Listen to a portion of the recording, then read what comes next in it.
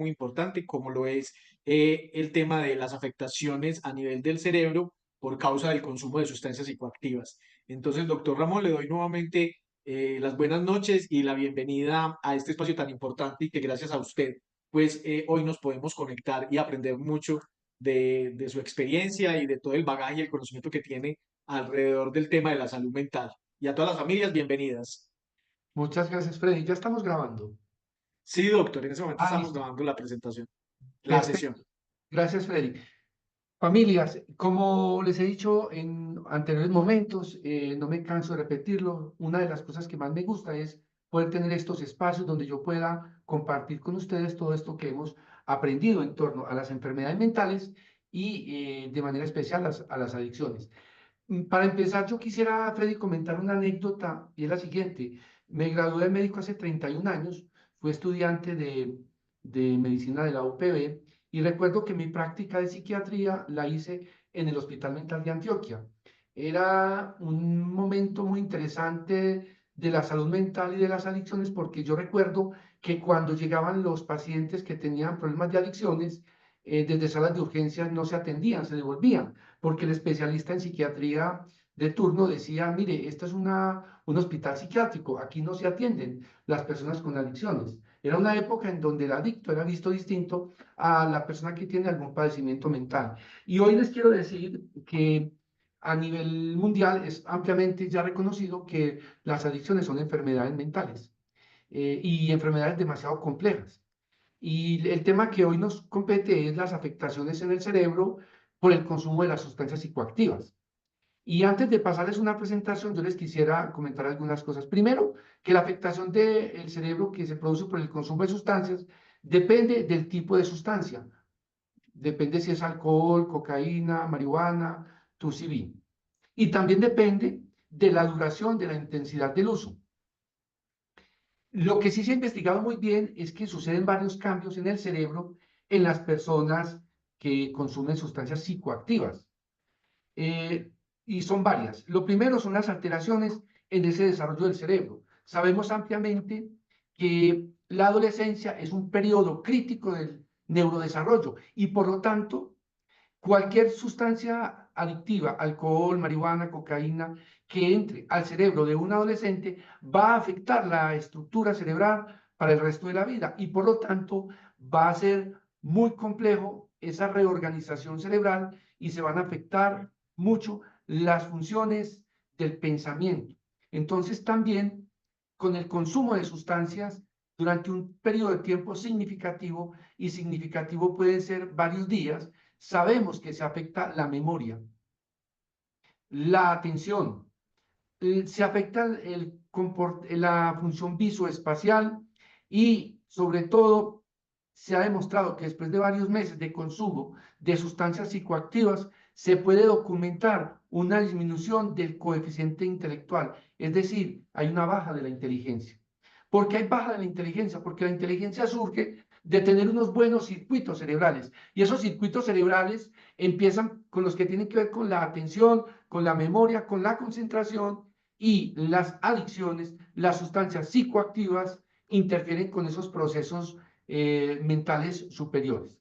Entonces hay cambios en el desarrollo del cerebro. Segundo, hay afectaciones, cambios en las estructuras y en las funciones, de manera especial en algunos circuitos del cerebro que tienen que ver con la formación de hábitos y con la función ejecutiva, es decir, con el desarrollo de tareas que, como les decía, son propias del lóbulo frontal. En tercer lugar, es muy importante que sepan que el consumo de sustancias psicoactivas reduce el volumen, el tamaño de la materia gris del cerebro y eso afecta principalmente a la corteza cerebral, es decir, a la parte más evolucionada del cerebro humano. Entonces, esas redes, esos circuitos terminan no funcionando de manera adecuada y por eso se afectan, como les decía, la atención, la memoria, la concentración, el pensamiento, la motivación, la capacidad de planear. Hay consecuencias a largo plazo y esas consecuencias a largo plazo se dan más que todo cuando se inicia más temprano el consumo. De manera especial se expresan comportamientos y en el procesamiento de las emociones y de la conducta social. Finalmente, les quiero decir que hay muchos efectos neuropsicológicos que son específicos y son generales en el cerebro. Nosotros en Servir Salud Integral en el 2018 tuvimos la oportunidad de viajar a España a mostrar una investigación que desarrollamos con 20 pacientes que tenían adicciones, que habían estado con nosotros por consumo de marihuana, alcohol y cocaína, y de ese grupo de 20 pacientes pudimos documentar que en todos estaba afectada la memoria, el procesamiento de las emociones, la capacidad de toma de decisiones, el control de los impulsos, y veíamos que eran personas definitivamente con mucha falta de flexibilidad en el pensamiento. Esto es lo que quería como decirlos en un primer momento. Espero que podamos seguir muy atentos y voy a pasar a mostrarles la presentación que tenía para hoy. A ver, Freddy, entonces me decías que, o hazme un favor, Freddy, pasa tú la presentación. Bueno, señor. ¿Me confirman si están viendo la presentación en este momento? Sí, Fred. Freddy, venga, yo tengo aquí una. eh, ya, Doctor, ya. Yo creo que ya, ahí ya. eso, perfecto. La tienes ahí, perfecto. Entonces, ahí Usted tenemos, me va diciendo cuándo la voy pasando. perfecto. Bien, hace 25 años me gradué como psiquiatra, hice la formación en Bogotá y en el 2020, después de año y medio, me pude graduar vía virtual porque estábamos en plena pandemia de la maestría de drogodependencias que hice con la Universidad CES de Medellín. Y desde hace varios años aquí muy intensamente trabajando en la atención de pacientes que tienen adicciones y enfermedad mental, lo que hoy se conoce como patología dual. Siguiente. La historia de Servir Salud Integral es una historia de 10 años. Aquí pueden ver la imagen de nuestra institución y aquí tenemos una capacidad para atender unos 92 pacientes. Y esos 92 pacientes, la gran mayoría vienen aquí a recibir tratamiento especializado porque tienen problemas de adicciones. También tenemos personas que tienen solo problemas en la esfera mental, depresión, ansiedad, intentos de suicidio, pero el grueso de nuestra población de atención son las personas que tienen adicciones. Y han salido más o menos 650 egresados. Justamente por allá, por diciembre del 2019, enero del 2020, antes de la pandemia, nosotros ya habíamos internado en nuestra institución un grupo de 236 pacientes y nos dimos a la tarea durante un mes, en enero del 2020, de llamar a los 236 pacientes. Nosotros queríamos, desde nuestro compromiso institucional y desde nuestro anhelo de saber cómo están cada uno de ellos, saber cómo estaban. De los 236 pudimos localizar 189 familias. Hubo unos que nunca pudimos localizar. Fue muy agradable conversar con ellos, saber cómo estaban, y nos pareció muy doloroso porque de los 189 pacientes o familias que localizábamos, en ese momento sabíamos que ya 10 habían fallecido, sea por sobredosis, sea por suicidio, pero pudimos saber que seguían vivos 179. Y ahí es donde nosotros eh, siempre animamos a las familias, a los pacientes, para que tomen las mejores decisiones, para que se comprometan en un proceso terapéutico. La gratificación más grande que tuvimos al hablar con esas familias, de los 10 que ya no estaban vivos, era que tenían el recuerdo que los mejores meses de sus seres queridos los habían pasado con nosotros en nuestra institución. Por eso, desde Servir, nosotros sí estamos convencidos que la voluntad para los procesos terapéuticos por adicciones son muy importantes. Pero cuando una persona tiene una afectación compleja por la adicción, entonces sí es bueno que reciba un tratamiento, así sea sin su consentimiento al principio. Y generalmente después de 2, 3, 4 semanas, ya los pacientes aceptan el tratamiento y pueden hacer un buen proceso. Nosotros estamos haciendo ahorita una investigación para documentar en qué están la cantidad de pacientes que hemos atendido por nosotros. Los datos que les pasé fue las estadísticas que tuvimos hasta el 2020. Ahorita estamos desarrollando un trabajo donde estamos viendo qué ha pasado con los pacientes que estuvieron con nosotros en el 2022 y en el 2023. Estamos pendientes de eso.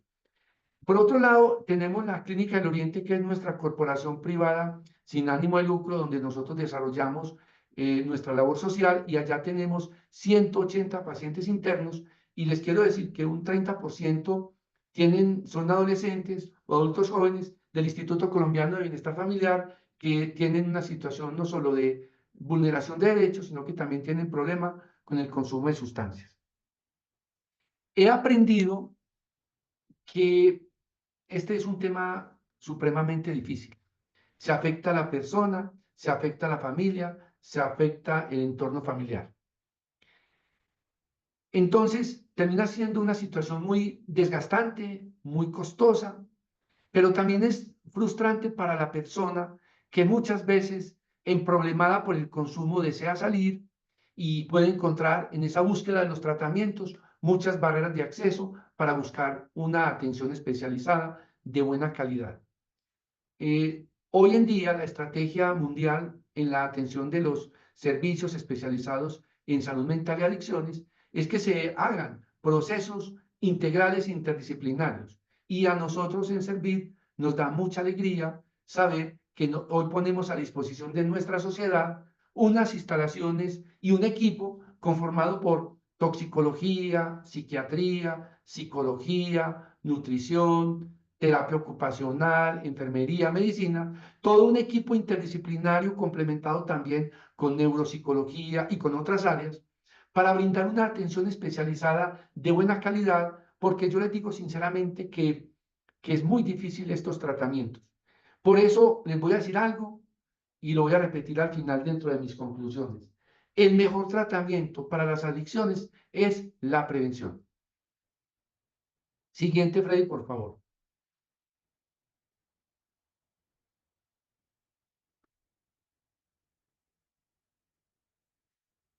Para que una persona caiga en el consumo de sustancias psicoactivas, se requieren de unos factores biológicos, de unos factores genéticos, de una herencia.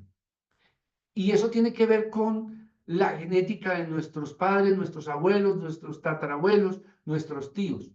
También tiene que ver con factores con el del sexo, y también con algunas afectaciones mentales que son factores predisponentes de la enfermedad. ¿Porque hablamos de género, de sexo? Hablamos de esto porque sí encontramos en una época que el consumo de sustancias psicoactivas, incluido el alcohol, era más frecuente en los hombres que en las mujeres. Pero dolorosamente hoy podemos decir que está muy igual el consumo de sustancias psicoactivas. De manera especial en el licor encontramos hoy muchas mujeres que están consumiendo, además cada vez empezando a consumir desde manera más temprana. Listo.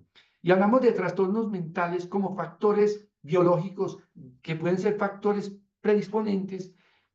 Por ejemplo, el déficit de atención con hiperactividad, que hace que las personas sean más propensas a tomar riesgos, a probar sustancias, a explorar. O las personas que tienen una depresión, que tienen una pérdida afectiva, caen en una depresión, consumen licor para amortiguar el dolor y la pérdida, y desafortunadamente desarrollan una adicción, una dependencia, un uso compulsivo. Y también sucede con personas que presentan,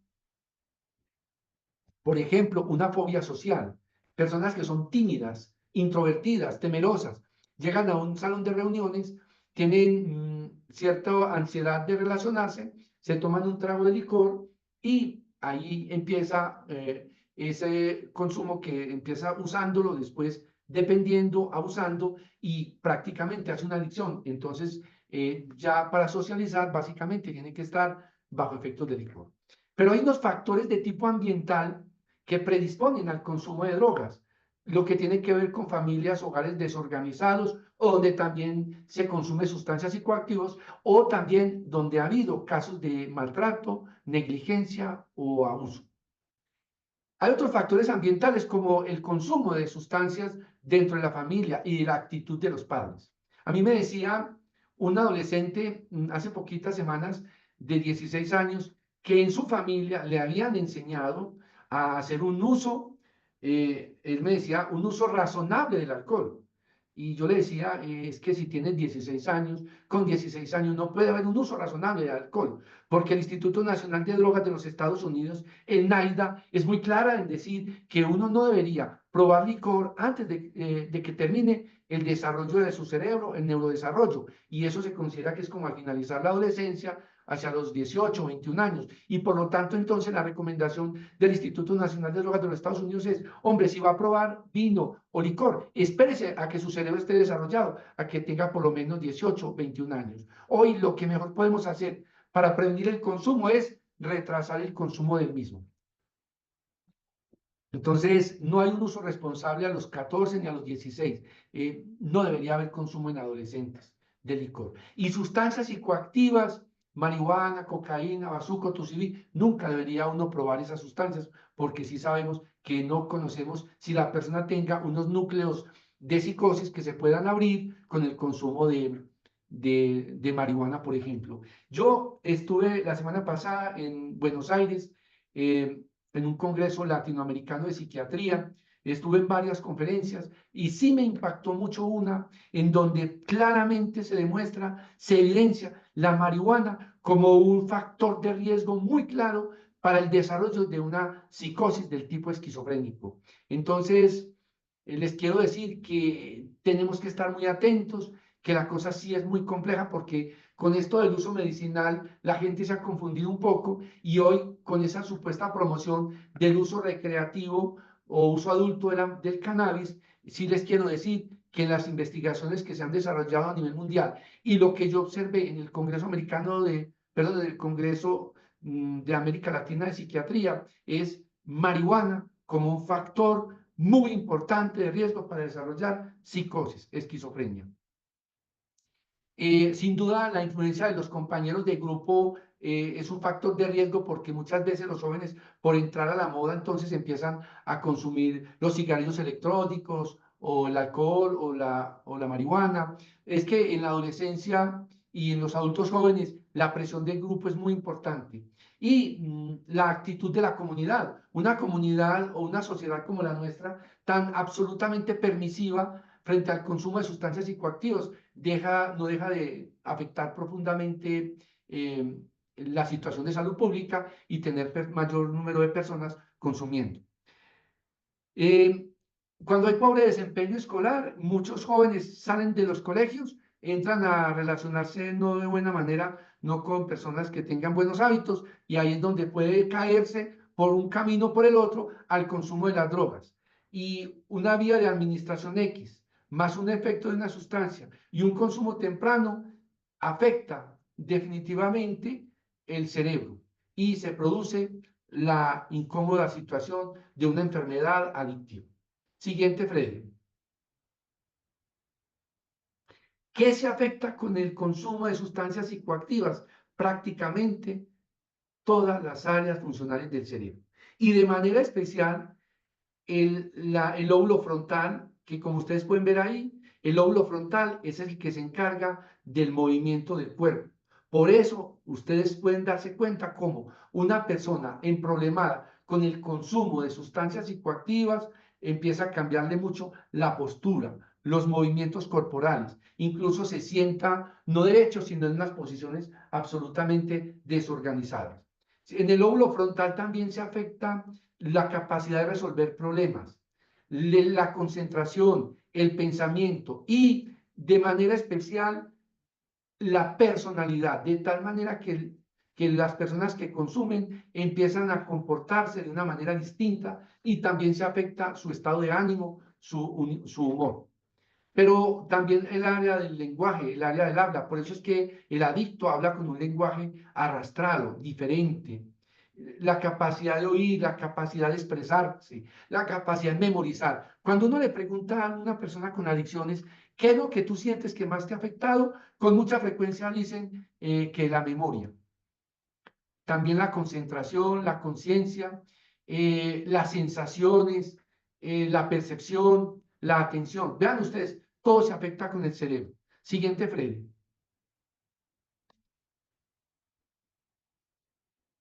Esta es una imagen, otra imagen que nos permite ver cómo la cognición, la planeación, el control son lugares que se afectan porque las sustancias psicoactivas afectan la corteza del lóbulo frontal y también afectan las otras diferentes áreas, la memoria de aprendizaje, en fin, la motivación, los impulsos. Siguiente. Nuestro cerebro es como si fueran tres cerebros. Y la parte más superficial es la corteza cerebral o el neocórtex, donde está el cerebro de tipo racional, donde uno alcanza a pensar. Y más profundo está el cerebro límbico, es decir, el cerebro emocional, donde uno siente sus emociones. Y más abajito está el cerebro reptiliano, que es el cerebro instintivo, el cerebro de supervivencia, es donde surgen las acciones. Los centros de recompensa de las adicciones están ubicados entre el cerebro límbico y el cerebro reptiliano y, aunque ahí están los centros de la recompensa, las afectaciones surgen, van hacia la corteza cerebral y por lo tanto va a tener mucho más funcionamiento ese cerebro límbico, ese cerebro emocional o ese cerebro reptiliano y se atrofia la corteza cerebral, que es donde uno puede reflexionar, analizar y pensar y tomar buenas decisiones. Les voy a poner un ejemplo.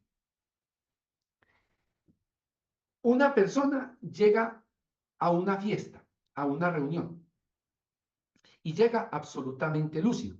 Y en la medida que empieza a consumir, por ejemplo, licor, ese licor va directamente a la neocorteza, a ese cerebro racional, y la persona empieza a pensar de manera más irracional, se pone más emocional y por eso experimenta alegría intensa o tristeza o melancolía, y si sigue consumiendo, entonces va a actuar de manera impulsiva, y por eso es que una persona que llega muy bien a una fiesta, se emborracha, termina comportándose como un cerebro, como de un cerebro reptiliano, un cerebro de supervivencia.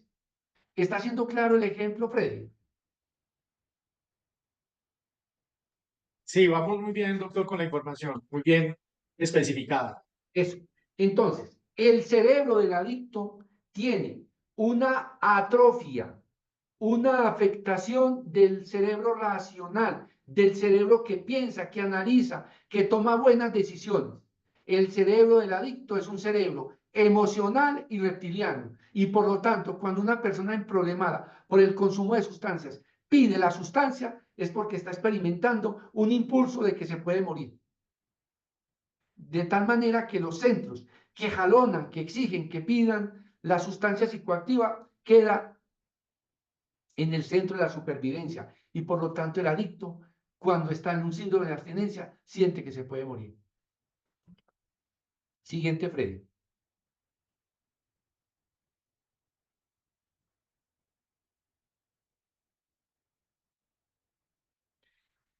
Vean ustedes una imagen de un cerebro saludable.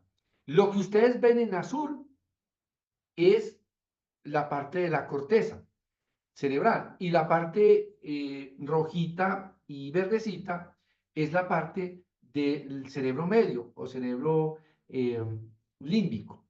Vean ustedes que cuando hay un cerebro de una persona adicta, se ha apagado mucho esa estructura, esa imagen. Freddy, devuélvelo. Listo. Entonces, vean ustedes un cerebro saludable y vean ustedes un cerebro drogadicto. El cerebro de la persona con adicciones es un cerebro más oscuro. En cambio, el cerebro de la persona con un cerebro normal, sin consumo, vean ustedes que hay más luz, más amarillo, más rojo. Y el adicto, un cerebro más apagado. Siguiente. Bueno, voy a intentar que puedan ver esta imagen de las complicaciones a largo plazo del consumo de licor. Vean ustedes las imágenes de arriba en donde ustedes ven un cerebro sano. Ese es un cerebro sano. Y en la parte de abajo, si ustedes pueden ver, hay como más, más áreas de color oscura, de color negrito. Esas áreas oscuras o negritas son líquidos. Y el cerebro tiene más líquido porque se pierde más sustancia gris. Entonces, al haber menos cerebro, hay más líquido cerebral y por lo tanto, el cerebro del consumidor de alcohol es un cerebro exprimido, distinto a un cerebro normal, que un cerebro normal es un cerebro esponjoso. Por lo tanto, un cerebro intacto, con los 100.000 millones de neuronas, con esos circuitos cerebrales absolutamente bien, es distinto a un cerebro de un consumidor crónico de alcohol. Por lo tanto, esa menor cantidad de masa de cerebro influye en la memoria, en el pensamiento, en la atención, en todo. Prácticamente la persona termina teniendo un deterioro cognitivo o incluso una demencia. ¿Clara la imagen, Freddy? Sí, señor. Muy clara la Bueno, información. Muchas gracias. bueno. Siguiente, por favor.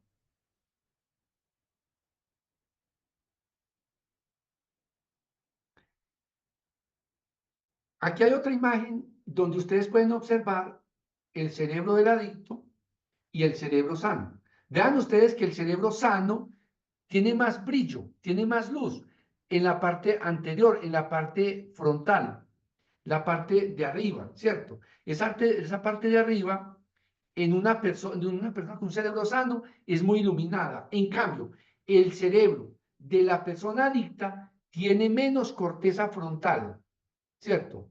Entonces, como ustedes ven ahí, y lo voy a leer, el aumento del color violeta es el cerebro límbico del adicto, aumenta de manera progresiva durante el consumo de repetido de drogas, llegando a un punto en que el cerebro pierde el control racional sobre la conducta y es la droga la que pasa a ser la guía de nuestras necesidades fundamentales. O sea, como hay más necesidades emocionales y reptilianas, esa parte predomina y no hay un control inhibitorio que es el que hace el lóbulo frontal.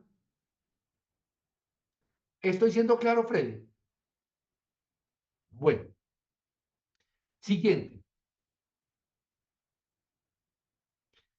Esta es una mujer de 31 años que consume pasta de base de cocaína y en esa resonancia nuclear magnética ustedes pueden ver unos punticos blancos. Eso se llama, esas son múltiples imágenes hiperdensas que cuando se producen esas imágenes, por eso es que se afecta tanto el funcionamiento de la persona, porque no es un cerebro sólido, es un cerebro con muchas piedras que no permiten reflexionar, ni pensar, ni analizar las cosas. Siguiente, Freddy, por favor.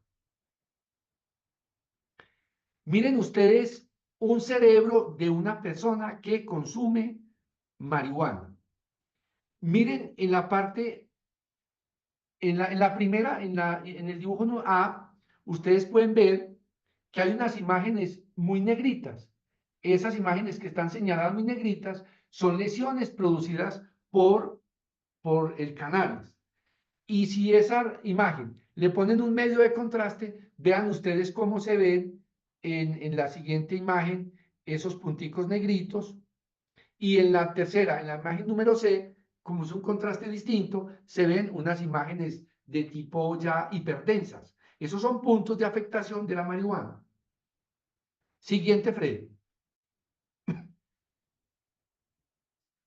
Eso se llama leucoencefalopatía y la anterior era inducida por cannabis y esta es inducida por heroína. Vean ustedes las diferentes áreas del cerebro en donde pueden ver esos puntos blancos. Eso significa que ahí ya no hay materia gris. Ahí ya hagan de cuenta que en vez de haber una gran grama, una gran manguita, ustedes lo que ven es pura tierra. Por eso los circuitos no funcionan bien. Siguiente. Ya para pasar a las preguntas y respuestas, yo quiero dar algunas conclusiones. La primera, las sustancias psicoactivas producen afectación del cerebro, afectan el desarrollo del cerebro en todas sus áreas, cambian las estructuras y las funciones de manera especial la memoria, la atención, la concentración, reduce el volumen de la materia gris y por eso se ven como esos cerebros escurridos o como esos canchas, como esas mangas absolutamente desoladas, tienen consecuencias a largo plazo, afectan las funciones neuropsicológicas, que ya les dije ahorita, y les quiero decir que existen unas estrategias de prevención que es muy importante tener en cuenta. El mejor tratamiento es la prevención. Y en la prevención, porque a nosotros nos encanta desde Servir Salud Integral hablarlo, podemos decir que hay 5 estrategias muy importantes de prevención. Lo primero, tenemos que hacer entrenamiento en habilidades sociales de nuestros hijos, de nuestras hijas, en relación a poder tener la capacidad de negarse a consumir y de resistirse a esas sustancias. Segundo, es muy importante una intervención de los padres de familia, para que los padres de familia tomen conciencia de que debemos dar ejemplo y que no deberíamos promover fiestas en donde se mezclen adultos con menores consumiendo licor. Tercero, hay que hacer programas de prevención en las escuelas, en los colegios, fortaleciendo las habilidades personales. Cuarto, se debe impactar a las comunidades, dando esta psicoeducación y ojalá a los tomadores de decisiones, a los entes políticos, para que restrinjan la publicidad del licor y para que cada vez se tenga mucha atención para que personas menores de edad no consuman alcohol o no se consuman sustancias psicoactivas a ninguno. Y hay que trabajar mucho un enfoque en familia basado en lo que llamamos economía conductual, y es promover hábitos saludables, juegos con los hijos. Entonces, prevención es entrenamiento en habilidades para que digan que no, que los padres de familia nos eduquemos y demos ejemplos de un consumo, de un no consumo. Los programas de habilidades personales, ojalá reducir la publicidad y también finalmente fortalecer el diálogo y juegos sanos en familia. Hasta ahí lo que tenía pues como pensado de hablarles y ahora paso a las preguntas, Freddy. Listo. Bueno, doctor, usted me dirá, ya tenemos por acá inclusive Paola levantó la mano, le podemos dar en ese momento el uso de la palabra y también tenemos unas preguntas de la sesión pasada que están relacionadas con el tema del tratamiento, de los medicamentos. Entonces, doctor Ramón, usted me dirá si damos primero respuesta a esas preguntas que quedaron de la sesión pasada y enseguida le damos el uso de la palabra a Paola y verificamos en el chat qué preguntas hay acerca del tema que estamos viendo el día de hoy. Listo, listo, Freddy. Ven. Lina Naranjo nos dice, buenas noches. Porque una persona que consume alcohol y sustancias psicoactivas después de consumir busca culpables? ¿Por qué? Lo que pasa es que las personas que consumen sustancias psicoactivas van desarrollando afectaciones en su personalidad, en su percepción y les falta capacidad de asumir su responsabilidad y encuentran más fácil culpar a otros, pero culpan a otros para no apropiarse de su propia responsabilidad. Listo. Pero también son estrategias de tipo manipulador con la familia y que promueven la coadicción. Estamos llegando, Freddy, a 100 personas que nos están viendo y yo les agradezco mucho que nos acompañen y que se atrevan a preguntar, porque las preguntas que ustedes hacen pueden servir a otros. Y como decimos en Servir, no hay preguntas tontas, sino que tonto es el que no se atreve a preguntar. Listo. Así es. Otra pregunta de Lina Naranjo es, buenas noches, ¿por qué una persona que ve en el licor o sustancia como un refugio a los problemas o circunstancias que le pasan en el día a día? A ver, la leo mejor. Porque una persona ve en el licor o una sustancia un refugio para los problemas o las circunstancias. Sí, porque hoy en día es más frecuente que la persona, en vez de enfrentar las dificultades, los problemas, evite y por lo tanto cae en el consumo.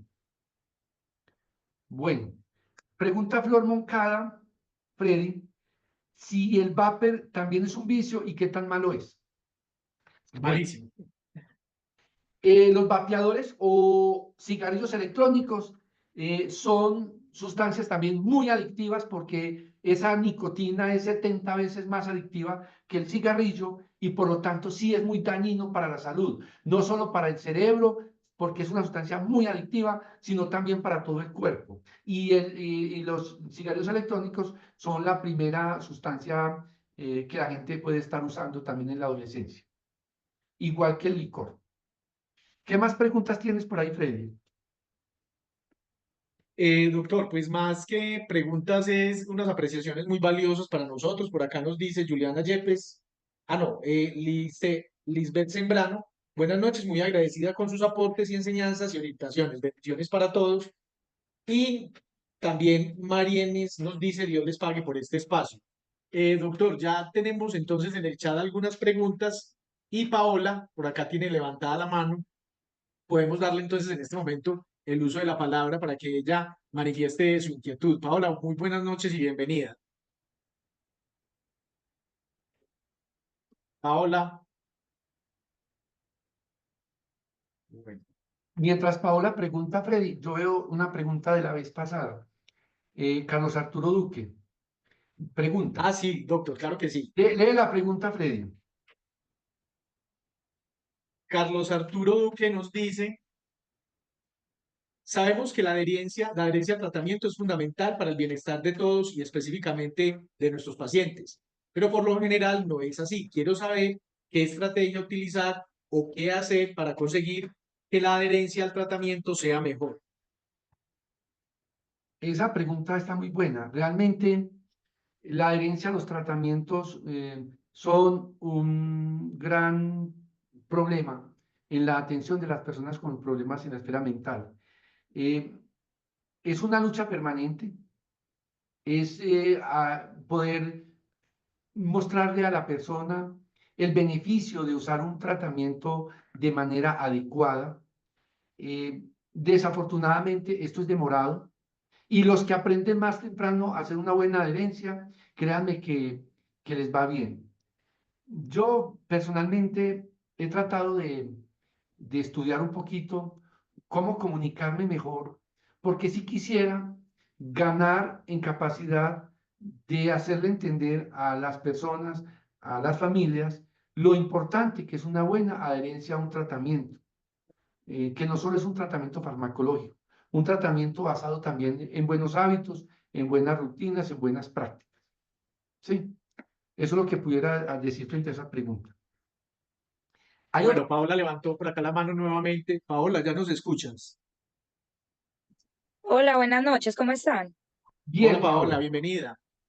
Muchísimas gracias. Yo soy mamá de Sebastián Rendón, que en este momento está en hospitalización allá en el Carmen de Viborán, por adicción. Mi pregunta es, o sea, a qué tiempo se puede detectar que una persona es adicta? Porque, pues, por lo que yo tuve el conocimiento el sábado que fui a verlo por primera vez, pues dicen que una adicción no tiene cura, tiene tratamiento. Pero, por ejemplo, yo creo que, pues, que sí hay como un determinado tiempo para especificar cuándo la persona ya es adicta, porque no creo que, pues, que en el poquito consumo que tengan ya sea adicto. No, yo creo, pues, o me imagino, pues yo, que debe pasar mucho tiempo para que una persona sea adicta. Esa es mi pregunta. ¿Cuánto tiempo determinan eso? Yo podría decirte, Paola, que mira, uso es cuando uno va de vez en cuando a un restaurante o a algún lugar y se toma una cerveza, un vino o un trago. Eso es un uso. El abuso es cuando ya la persona, cada que sale, pues tiene que tomar. Cada que sale. Si sale cada 8 días, tiene que tomar, ya está abusando. Y hablamos de dependencia prácticamente cuando la persona ya no puede vivir sin el consumo de la sustancia, ¿cierto? Entonces, digamos que depende de la sustancia, depende también del tiempo por cada sustancia depende de la afectación que le produzca la sustancia. Por ejemplo, hay gente que con poquitos días de consumo de licor ya hace lagunas cerebrales y por lo tanto ya el consumo se vuelve un consumo problemático. Pero no todo consumo es malo. No por el hecho de no consumir algo, ya, pero sí, cuando la persona con las adicciones empieza usando por placer y ya es tanto cuando ya tú consume mucho tiempo, más repetitivo, ya consume para quitar el displacer. O sea, como llevo tomando 5 años licor todas las noches, entonces al otro día, entonces tomo alcohol porque para controlar la abstinencia. Entonces, sí, lo que sí sabemos nosotros es que por ejemplo, el alcohólico, una vez que ha identificado que el alcohol es un problema para él, la persona debe reconocer su tendencia al alcoholismo y darse, o sea, todos los días tener su idea clara de no consumir, porque es rápido que pueda recaer en el consumo. ¿Sí? Bueno, Muchísimas gracias, don Ramón. gracias, Paola, por la Usted, pregunta. muchas gracias. Bueno, doctor, por acá tenemos entonces preguntas en el chat. Por acá Beatriz nos está diciendo, tengo la misma pregunta. Bueno, pero primero hay que hacer la pregunta de María. Por acá nos dice que si la pérdida es irreversible, si una persona que deja el consumo del alcohol o sustancias puede recuperarse de las afectaciones negativas que sufrió en el cerebro. Depende del tipo de sustancia, del tiempo de uso, y lo que sí sabemos nosotros es que una vez que la persona para de consumir, empieza el proceso de neuroregeneración, de estabilización, y sí necesitamos que por lo menos tenga una abstinencia por lo menos 18 meses para poder nosotros ver un cerebro más lúcido, pero algunas pérdidas dolorosamente sí son irreversibles. Bueno, entonces, de pronto complementando lo de esta otra pregunta, Beatricita nos dice, tengo la misma pregunta de María y además, ¿qué tipo de terapia es buena y con cuál profesional para que el adicto asuma la enfermedad y logre salir de esa adicción, teniendo en cuenta que si se tiene el cerebro afectado, no se puede solo decir que él sí no quiere nada que hacer? Yo pienso que diría que la persona que siente que está emproblemada con el consumo de sustancias psicoactivas debe buscar ayuda de un psicólogo, de un trabajador social, de un médico, para buscar esa asesoría, ese acompañamiento. Y también buscar, según el compromiso, el apoyo del médico especialista en toxicología.